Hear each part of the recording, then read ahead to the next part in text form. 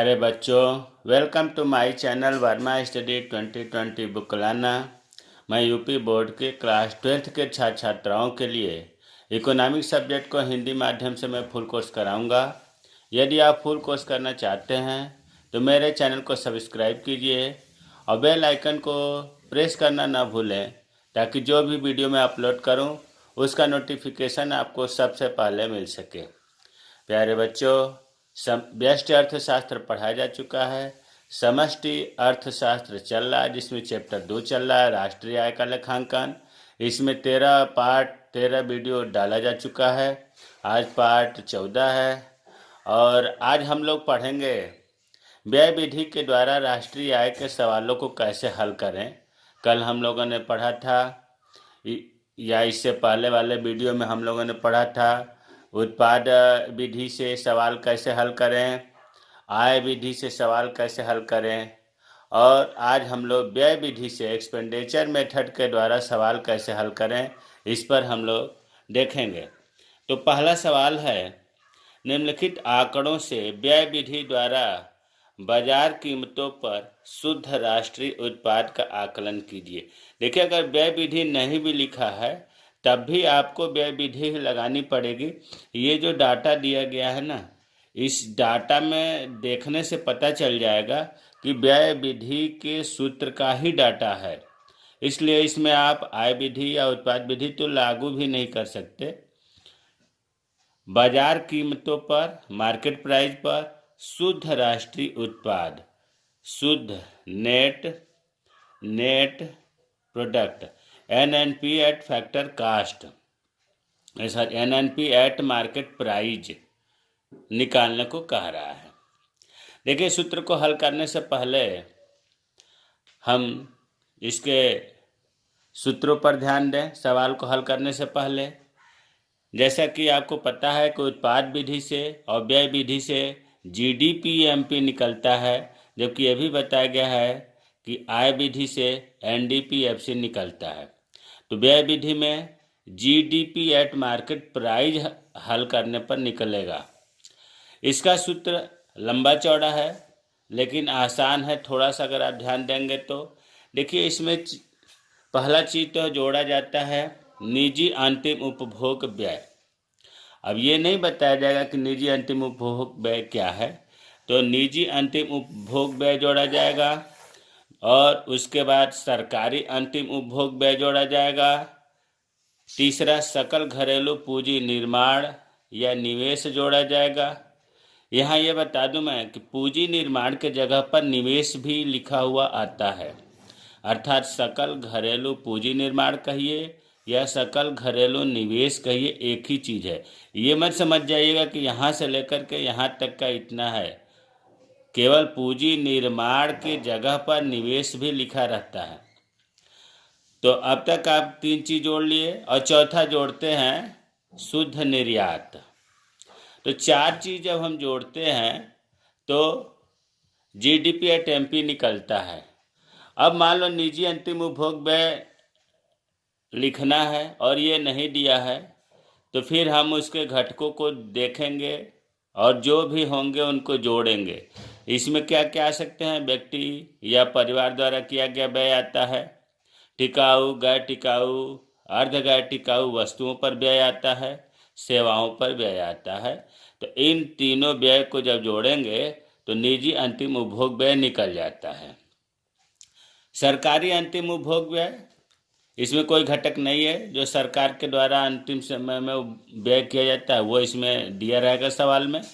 सबसे महत्वपूर्ण है सकल घरेलू पूंजी निर्माण या निवेश।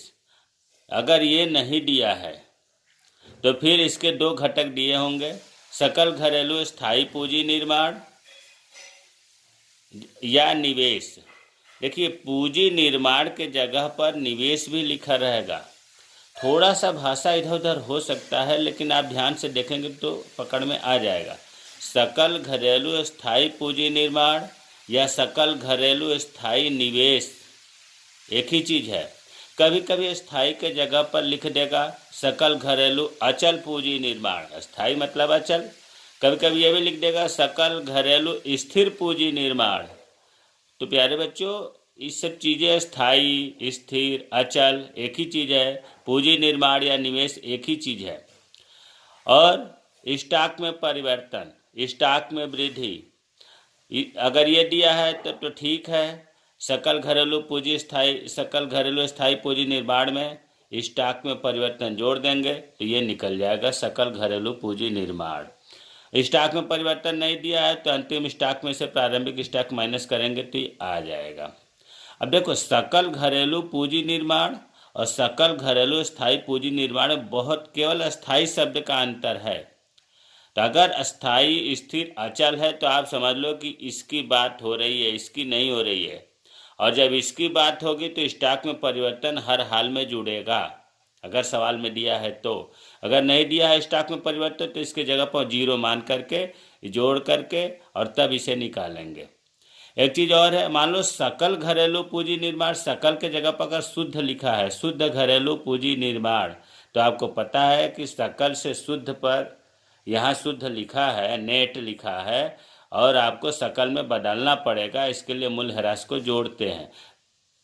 ग्रास से नेट पर जाने के लिए मूल्यह्रास घटाते हैं और नेट से सकल पर जाने के लिए मूल्यह्रास को जोड़ते हैं।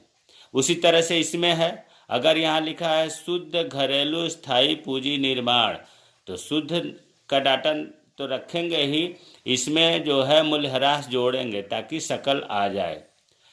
अगर मान लो ये भी नहीं दिया है सकल घरेलू स्थायी पूंजी निर्माण, तो ऐसी स्थिति में फिर ये 4 घटक हैं, ये जरूर दिए होंगे, इनको जोड़ेंगे। व्यवसायिक स्थायी निवेश, गृह निर्माण में निवेश, माल के भंडारों में निवेश, सकल सर्वाधिक निवेश, इन जब चारों को जोड़ेंगे तब आएगा सकल घरेलू स्थायी पूंजी निर्माण, और तब स्टॉक में परिवर्तन जोड़ने पर ये चीज़ आएगा। कहने का मतलब यह है कि अगर ये नहीं दिया है तो इन दोनों को जोड़ेंगे, अगर ये नहीं दिया है तो इससे इसे निकालेंगे। स्टॉक में परिवर्तन नहीं दिया है तो इससे निकालेंगे। ये चीज़ें पहले बहुत विस्तृत से बताया जा चुका है, फिर भी आज सवाल हल करना है इसलिए बता रहा हूँ। चौथा जो जोड़ते हैं शुद्ध निर्यात। शुद्ध निर्यात जो है निर्यात माइनस आयात, x minus m, export minus import से निकालते हैं। तो आपने देखा कि अगर हम इसे मान लें, एक चीज़ जोड़ा निजी अंतिम उपभोग व्यय, दूसरा हमने जोड़ा सरकारी अंतिम उपभोग व्यय, तीसरा हमने जोड़ा सकल घरेलू पूंजी निर्माण, और चौथा जोड़ा शुद्ध निर्यात। इतने लंबे चौड़े सूत्र को एक शार्ट से भी हम याद करते हैं। जैसे जीडीपी एट एमपी, अभी ऊपर जो आपने पढ़ा है जीडीपी एट एमपी तो निकालते हैं। तो देखो जीडीपी एट एमपी बराबर ऐसे भी याद किया जा सकता है, सी प्लस जी प्लस आई प्लस एक्स माइनस एम। सी निजी अंतिम उपभोग व्यय को 60 में आप समझ सकते हैं। सी का मतलब होता है कंज्यूमर से है, यहाँ कंज्यूमर ग्राहक का अंतिम उपभोग व्यय, निजी अंतिम उपभोग व्यय। सी का मतलब कंज्यूमर निजी, और जी का मतलब गवर्नमेंट सरकारी अंतिम उपभोग व्यय। अब पूरी बात आपको इससे जी से ही समझ लेना है कि गवर्नमेंट की बात हो रही है, सरकारी अंतिम उपभोग व्यय, निजी अंतिम उपभोग व्यय। आई का मतलब होता है इन्वेस्टमेंट, निवेश। अब निवेश जो है ये है, निवेश का मतलब हो गया कि सकल घरेलू पूंजी निर्माण, और एक्स माइनस एम का मतलब हो गया शुद्ध निर्यात। तो इस सूत्र से भी सी जी आई एक्स माइनस एम से भी निकाल सकते हैं। याद करने का है कि संकेत है, लेकिन आपको विस्तृत तो जानना ही पड़ेगा कि अगर आई को निकालना है, आई नहीं दिया है तो फिर क्या क्या जोड़ेंगे। तो ये भी अगर कहीं लिखा है, मान लो सी प्लस जी प्लस आई हमने लिखा, कहीं सब किताब में आपको मिल जाए सी प्लस आई प्लस जी, तो कंफ्यूज मत होइएगा, इधर का इधर या इधर का इधर लिखेंगे तब भी आंसर वही आएगा। चलिए अब हम आते हैं सवाल को हल करने। पहला सवाल हमने लिखा है, निम्नलिखित आंकड़ों से व्यय विधि द्वारा बाजार कीमतों पर शुद्ध राष्ट्रीय उत्पाद का आकलन कीजिए। हमें क्या निकालना है, ज्ञात करना है NNP एट मार्केट प्राइस, ये हमें ज्ञात करना है, NNP एट मार्केट प्राइस। और सूत्र क्या है? सूत्र है GDP एट MP बराबर पहला निजी अंतिम उपभोग व्यय। निजी अंतिम उपभोग पहले नंबर पर है 700, हमने 700 लिख दिया।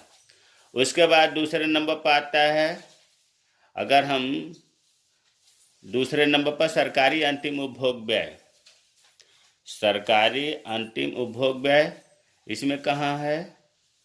सरकारी अंतिम उपभोग व्यय ये है। सरकार द्वारा वस्तुओं और सेवाओं का खरीद, एक ही चीज है, भाषा बदल जाए लेकिन अंदाज लगे, सरकार द्वारा वस्तुओं और सेवाओं पर जो खरीद होती है वही सरकारी अंतिम उपभोग व्यय है। तो ये हो गया 200। अब हमें तीसरा जोड़ना है सकल घरेलू पूंजी निर्माण। देखो सकल घरेलू, सकल गृह निर्माण, सकल सार्वजनिक निवेश अर्थात ये नहीं दिया है, सकल घरेलू पूंजी निर्माण भी नहीं दिया है, और इसके जो दो घटक होते हैं सकल घरेलू स्थायी पूंजी निर्माण, ये भी नहीं दिया है। ये चीज दिया है व्यावसायिक स्थायी निवेश। व्यावसायिक स्थायी निवेश को दिया है सकल व्यावसायिक स्थिर निवेश। जब हम इन चारों को जोड़ेंगे तो ये मिलेगा, और इसमें स्टॉक में परिवर्तन जोड़ेंगे तो ये मिलेगा। तो फिर इसको हम जोड़ते हैं, ब्रैकेट में कर देते हैं कि आपको कन्फ्यूजन ना हो। सकल व्यावसायिक स्थिर निवेश, व्यावसायिक स्थायी निवेश एक ही चीज है, स्थायी को स्थिर भी कहते हैं, और ये सकल का प्रकार है तो सब में सकल जोड़ सकते हैं। तो ये कितना है? सकल व्यावसायिक स्थिर निवेश 60 है। गृह निर्माण में निवेश, सकल गृह निर्माण में निवेश, ये 60 है ये भी। माल के भंडारों में निवेश, भंडार निवेश एक ही चीज है 20। और सकल सार्वजनिक निवेश, सकल सार्वजनिक निवेश 40।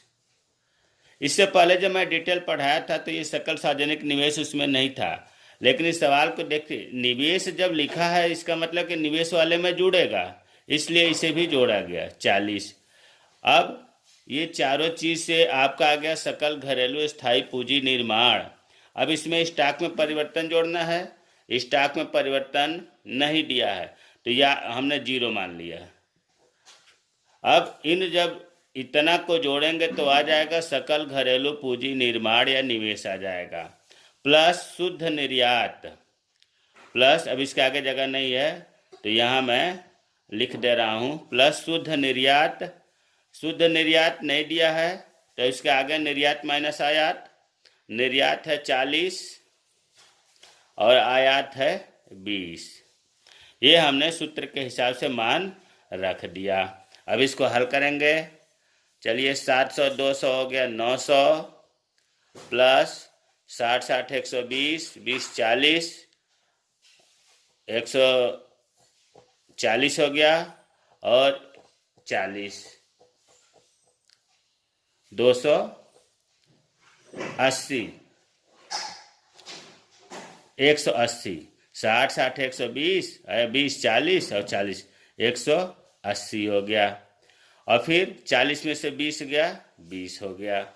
900 प्लस 180 प्लस 20, इसको जब जोड़ेंगे तो ये 1100 आ गया।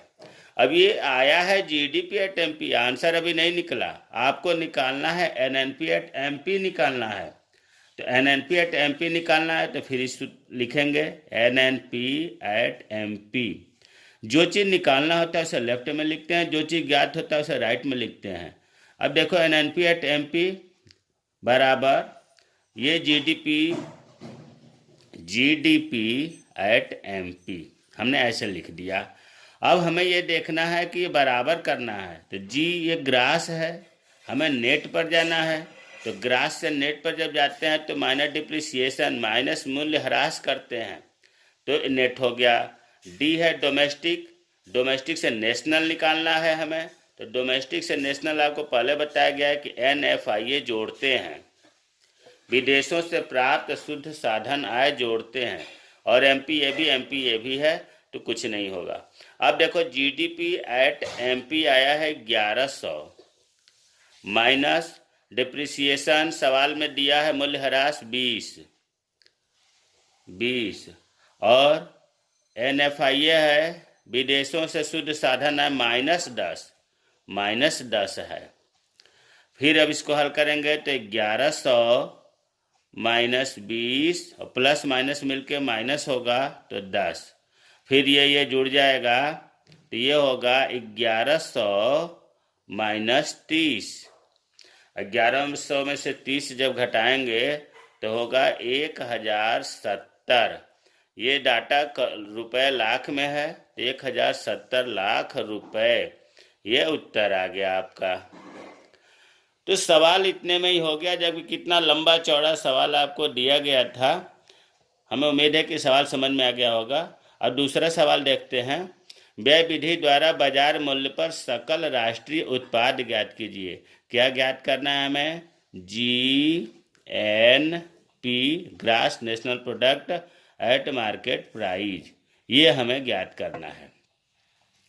और सूत्र क्या है आपका निकालने वाला? GDP एट MP बराबर C + G + I + X - M।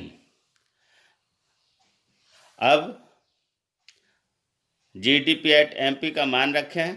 C निजी अंतिम उपभोग व्यय कितना दिया है सवाल में? 100 दिया है, 100। G का मतलब सरकारी अंतिम उपभोग व्यय, गवर्नमेंट, ये नीचे दिया है 450। देखिए इसमें कुछ चीज़ें एक्स्ट्रा भी दी होती हैं, जैसे पहले सवाल पर बताना भूल गए, इसमें दिया अनुदान कर अप्रत्यक्ष कर, इसकी कहीं इसमें ज़रूरत नहीं पड़ी, ये आपको कन्फ्यूजन करने के लिए दे देता है। तो इसलिए ये मत सोचिए कि जितने डाटा दिया गया उसका सबका यूज होगा। तो गवर्नमेंट का हो गया सरकारी अंतिम उपभोग व्यय 450 प्लस निवेश की बात करें, निवेश। अब निवेश का देखो इसमें दिया है निवल घरेलू पूंजी निर्माण। निवल का मतलब होता है शुद्ध, शुद्ध घरेलू पूंजी निर्माण। एक बार पहले डिटेल सूत्र पर दिखाऊं आपको। यहाँ लिखा है निवल घरेलू पूंजी निर्माण, ये चीज़ नहीं लिखा है। ये मत सोचिएगा कि निवल घरेलू पूंजी, इसमें स्थायी शब्द है, इसमें नहीं है। तो सवाल में स्थायी जब नहीं रहेगा तो ये चीज़ होगा। हाँ ये बात अलग है कि इसमें सकल आपको चाहिए, सवाल में दिया है निवल, सकल चाहिए। तो निवल में जब हम मूल्यह्रास जोड़ेंगे तो सकल मिल जाएगा। तो फिर आ जाते हैं अपने सवाल पर कि ये दिया है निवल घरेलू पूंजी निर्माण, हम ब्रैकेट में कर देते हैं 280 दिया है। अब इसमें जब हम मूल्यह्रास जोड़ेंगे, स्थायी पूंजी का उपभोग को मूल्यह्रास कहते हैं, 120 जब जोड़ेंगे तो ऑलरेडी सकल हो जाएगा। नेट में जब हम डिप्रिसिएशन जोड़ते हैं तो ग्रास में बदल जाता है। ये चीज़ आपको क्लियर हो गया आई का, कि हमने आई का मान रखा, इसमें मूल्यह्रास जोड़ दिया ताकि सकल हो जाए, क्योंकि ये निवल था। अब प्लस शुद्ध निर्यात X - M। देखो निवल निर्यात, निवल को शुद्ध कहते हैं, ये दिया हुआ है -30, हमने सूत्र के हिसाब से रख दिया। अब इसे हल करें, 100 प्लस निजी अंतिम उपभोग व्यय 100 नहीं, सॉरी 900 है, देखो 900 दिया है, 900। तो 900 प्लस 450 प्लस 280 और 120 जोड़ेंगे तो 400, और ये प्लस माइनस मिलके -30 हो गया। फिर अब इसको जोड़ दें तो ये हो जाएगा 9 4 13 4 1750 -30 बराबर 1720। ये क्या आ गया आपका? GDP एट MP आ गया। लेकिन आपको निकालना है GNP at MP, GNP at MP निकालना है। जो चीज़ ज्ञात करना होता है उसे बाएं लिखते हैं, और जो चीज़ आ चुका रहता है उसको दाएं लिखते हैं, GDP एट MP। अब बराबर है तो जितना इधर है इतना इधर करना होगा।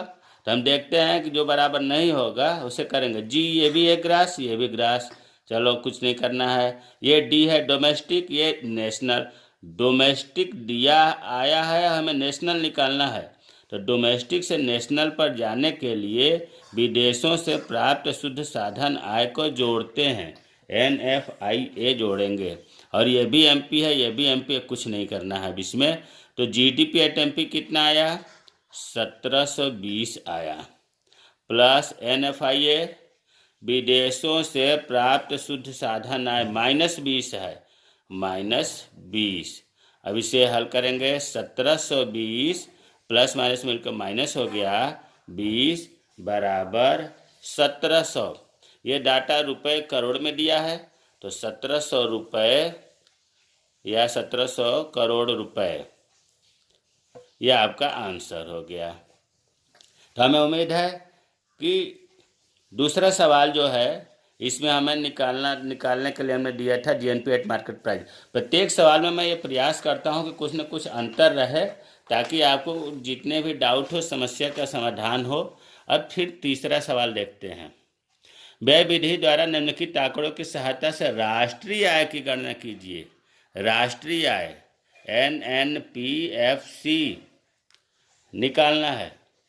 डाटा दिया है, निजी अंतिम उपभोग व्यय इतना, शुद्ध पूंजी निर्माण इतना, स्टॉक में परिवर्तन 50, शुद्ध अप्रत्यक्ष कर 400, शुद्ध निर्यात 20, विदेशों से शुद्ध साधन आय -20, सरकारी अंतिम उपभोग व्यय 600, स्थायी पूंजी का उपभोग 100।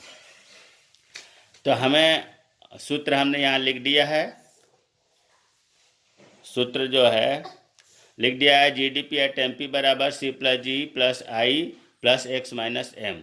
सी का मतलब निजी अंतिम उपभोग व्यय, जी का मतलब सरकारी अंतिम उपभोग व्यय, आई का मतलब सकल घरेलू पूंजी निर्माण, X - M का मतलब शुद्ध निर्यात। देखिए, सकल घरेलू पूंजी निर्माण को ही निवेश भी कहते हैं। निवेश की अंग्रेजी है, आई लिया गया इन्वेस्टमेंट। अब अगर ये सकल घरेलू पूंजी निर्माण नहीं है तो सकल घरेलू स्थायी पूंजी निर्माण और स्टॉक में परिवर्तन को जोड़ेंगे तो ये निकल जाएगा। अगर ये नहीं दिया है तो 4 मद इसमें जोड़ेंगे तो ये निकलेगा। ये नहीं दिया है तो अंतिम में से प्रारंभिक स्टॉक घटाएंगे तो ये निकलेगा। ये बताया जा चुका है। चलिए सवाल को हल करते हैं।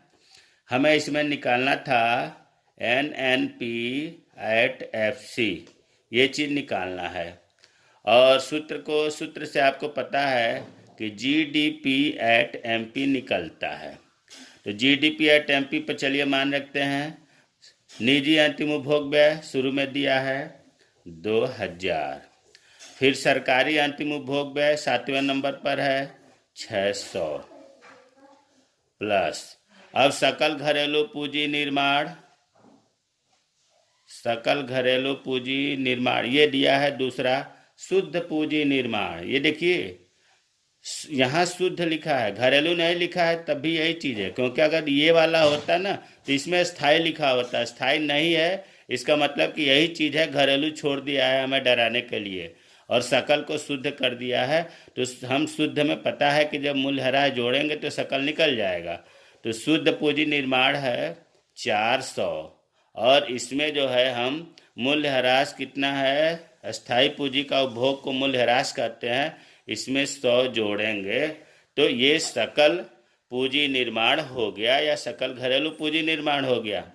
अब जो है आई के बाद शुद्ध निर्यात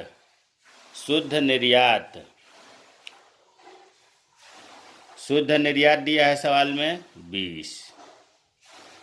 ये चीज़ जो है हमने मान रख दिया। अब इसको हल करें तो 2000 अच्छा है 2600 प्लस 400 100 500 और प्लस 20। इन सब को जब जोड़ेंगे तो ये हो जाएगा 3120 रुपये। ये आपका आया, क्या आया, जीडीपी एट एमपी। लेकिन हमें निकालना है NNPFC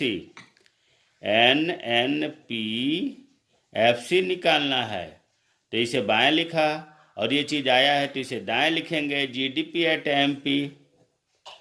अब बराबर करेंगे, ग्रास इधर है इधर नेट है, तो ग्रास से नेट पर जाने के लिए माइनस डिप्रिसिएशन करते हैं, मूल्यह्रास घटाते हैं। ग्रास से डिप्रिसिएशन जब घटाएंगे तो नेट मिलेगा। फिर ये इधर डोमेस्टिक है, हमें निकालना है नेशनल।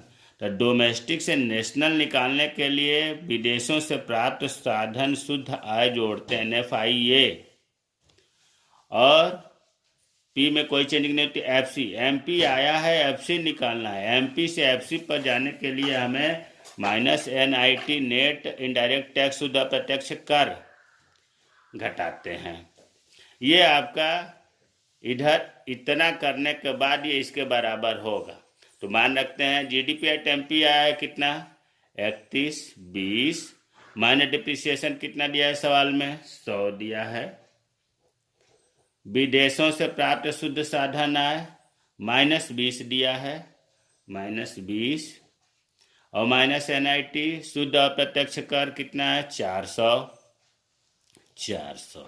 हमने मान रख दिया, बराबर 320 माइनस 100, ये प्लस माइनस मिलकर माइनस होगा, 20 माइनस 400। अब 320 ये पूरे माइनस माइनस जुड़ जाएंगे तो ये हो जाएगा 400, 520 माइनस 520। और इसको जब घट ये 3120 था, सॉरी 3120। अब 3120 में से 520 माइनस करेंगे तो आएगा 2600। डाटा जो है ये डाटा करोड़ रुपए में है, तो यहाँ आप लिख देंगे 2600 करोड़ रुपए। ये आपका आंसर आ गया। NNP FC आ गया यही। तो सूत्र अगर याद है, GDP eight MP C + G + I + X - M, तो आसानी से निकल जाता है। एक क्वेश्चन और देख लेते हैं। निम्नलिखित आंकड़ों से साधन लागत पर सकल घरेलू उत्पाद की ज्ञात कीजिए। क्या ज्ञात करना है, सकल घरेलू उत्पाद एट फैक्टर कास्ट। हमें ज्ञात करना है, यहाँ शुरू करते हैं, GDP एट फैक्टर कास्ट, ये चीज ज्ञात करना है। और सूत्र हमारा क्या है, GDP एट MP बराबर निजी अंतिम उपभोग व्यय प्लस सरकारी अंतिम उपभोग व्यय प्लस सकल घरेलू पूंजी निर्माण प्लस शुद्ध निर्यात, यही सूत्र है। तो मान रखते हैं, निजी अंतिम उपभोग व्यय सवाल में दिया है 800, सरकारी अंतिम उपभोग व्यय सवाल में दिया है 450। अब आते हैं आई का देखो, यहाँ सकल घरेलू पूंजी निर्माण, यहाँ लिखा है शुद्ध घरेलू स्थायी पूंजी निर्माण। इसका मतलब स्थायी शब्द यहाँ जुड़ा हुआ है। ये चीज दिया है और हमें ये चीज जोड़ेंगे तब ये चीज निकलेगा, और निकालना इसी को है। अब एक समस्या और है कि ये सकल नहीं दे करके शुद्ध दिया है। इसका मतलब इस चीज में हम मूल्यह्रास जोड़ेंगे तब ये चीज आएगा। तो चलिए, सकल घरेलू स्थायी पूंजी निर्माण निकालने के लिए शुद्ध घरेलू स्थायी पूंजी निर्माण 150, और इसमें जब हम मूल्यह्रास जोड़ेंगे, मूल्यह्रास कितना है, स्थिर पूंजी उपभोग है 50। जब ये शुद्ध घरेलू स्थायी पूंजी निर्माण और स्थिर पूंजी उपभोग मतलब मूल्यह्रास जोड़ेंगे तो ये चीज निकलेगा। और इसमें स्टॉक में परिवर्तन जोड़ेंगे, स्टॉक में परिवर्तन नहीं दिया है, हमने 0 मान लिया। अब ये तीनों चीज़ें जोड़ेंगे तो ये हमारा निकल जाएगा सकल घरेलू पूंजी निर्माण। हमें उम्मीद है कि ये चीज़ क्लियर हो गया होगा। अब इसके बाद X - M शुद्ध निर्यात, शुद्ध निर्यात है इसमें -30, ये हमने मान रख दिया। अब इसको जो है हल करेंगे तो 800 और 450 1250 प्लस 150 50 200, और ये प्लस माइनस जो है 150 प्लस 50 200 100। ये देखिए 0 जो है स्टॉक में परिवर्तन हमने कहा कि नहीं दिया है, दिया हुआ है, ध्यान नहीं दे पाए, तो ये 30 है। 0 तब नहीं लिखेंगे, जब नहीं दिया होता तो 0 लिखते, तो 30 हो गया। तो अब इसको जब जोड़ेंगे तो 150 50 230 हो गया, और ये प्लस माइनस मिल करके माइनस हुआ 30 हो गया। और फिर 1250 में 230 जोड़ेंगे तो ये हो जाएगा आपका 12 दो 1480 रुपये माइनस ये हो गया आपका 30। अब इसे घटाएंगे तो हो गया 1450 रुपये। ये क्या आ गया आपका GDP एट FC आ गया। लेकिन निकालना क्या है हमें तो निकालना है GDP एट MP। ये चीज़ निकाला था ना, GDP एट MP। अब हमें निकालना है, जगह कम है, यहाँ से शुरू कर दे रहा हूँ। अब हमें निकालना है GDP एट FC, तो इसलिए बाएं लिखा। और जो चीज़ आया है GDP एट MP हमने दाएं लिखा। अब देखिए G कोई चेंजिंग नहीं, D भी केवल मार्केट प्राइस और फैक्टर कास्ट। और मार्केट प्राइस से जब फैक्टर कास्ट पर आते हैं तो ये आपको बताया गया है कि NIT होता है, शुद्ध अप्रत्यक्ष कर घटाते हैं। तो मान रखते हैं GDP एट MP कितना आया 1450। NIT कितना दिया है सवाल में 120 दिया है 120। जब 1450 में से 120 घटाएंगे तो होगा 1330 करोड़ रुपए। यही हमारा आंसर हो गया 1330 करोड़ रुपए। तो 4 सवाल हमने बहुत अच्छी तरह से बताने का प्रयास किया है। मुझे उम्मीद है कि व्यय विधि द्वारा एक्सपेंडिचर मेथड द्वारा राष्ट्रीय आय के सवालों को कैसे हल करें, इससे पहले वाले वीडियो में भी बताया गया। उत्पाद विधि का सवाल हल करा दिया गया, आय विधि का सवाल हल करा दिया गया। आज व्यय विधि के 4 सवाल हल हुए। सूत्र अगर याद है, सूत्र अगर समझ में आ गया है तो सवाल बहुत आसानी से निकल जाते हैं। अगर कोई दिक्कत है तो मेरे कमेंट बॉक्स में कमेंट करें, मैं रिप्लाई करूंगा। नहीं समझ में आया है तो फिर समझाऊंगा। मेरे चैनल को सब्सक्राइब कीजिए। जय हिंद, जय भारत।